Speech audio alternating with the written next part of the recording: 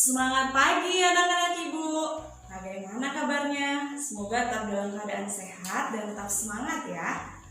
Materi kita yang berikutnya tentang aspek rekayasa yaitu teknologi informasi dan komunikasi.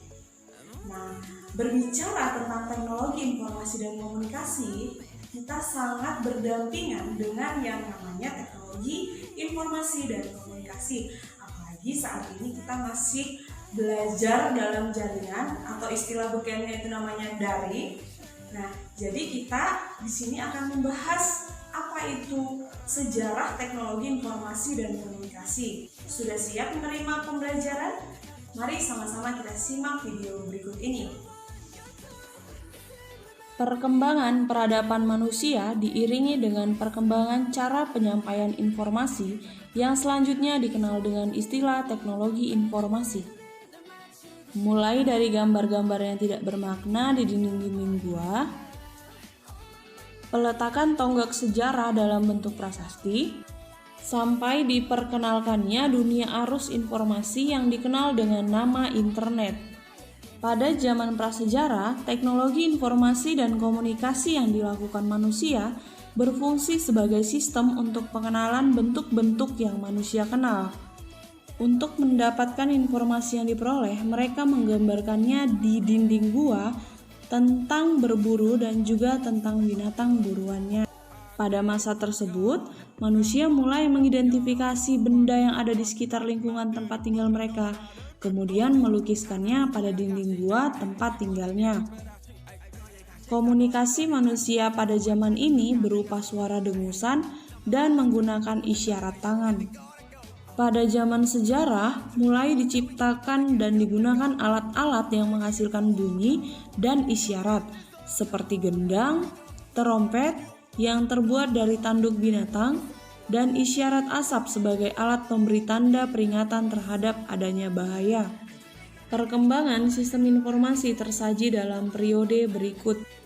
Periode 3000 sebelum Masehi. Untuk yang pertama kali, tulisan digunakan oleh bangsa Sumeria dengan menggunakan simbol yang dibentuk dari piktograf sebagai huruf. Simbol atau huruf ini juga mempunyai bentuk bunyi atau penyebutan yang berbeda, sehingga mampu menjadi kata, kalimat, dan bahasa. Pada periode 2900 sebelum Masehi, bangsa Mesir kuno menggunakan huruf hieroglif. Hieroglif merupakan bahasa simbol di mana setiap ungkapan diwakili oleh simbol yang berbeda. Jika simbol tersebut digabungkan menjadi satu rangkaian, akan menghasilkan sebuah arti yang berbeda. Bentuk tulisan dan bahasa hieroglif ini lebih maju dibandingkan dengan tulisan bangsa Sumeria.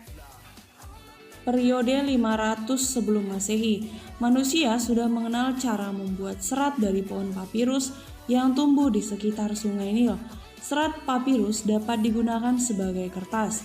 Kertas dari serat pohon papirus menjadi media untuk menulis atau media untuk menyampaikan informasi yang lebih kuat dan fleksibel dibandingkan dengan lempengan tanah liat yang sebelumnya juga digunakan sebagai media informasi.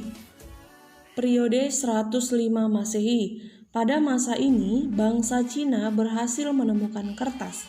Kertas yang ditemukan adalah kertas yang kita kenal sekarang. Kertas ini dibuat dari serat bambu yang dihaluskan, disaring, dicuci, kemudian diratakan dan dikeringkan. Penemuan ini juga memungkinkan sistem pencetakan yang dilakukan dengan menggunakan blok kayu yang ditoreh dan dilumuri dengan tinta. Sistem ini dikenal dengan istilah sistem cap. Bagaimana? Kalian sudah paham tentang sejarah teknologi informasi dan komunikasi? Nah, coba kalian kerjakan soal berikut ini untuk melatih pemahaman kalian tentang materi yang baru Ibu sampaikan.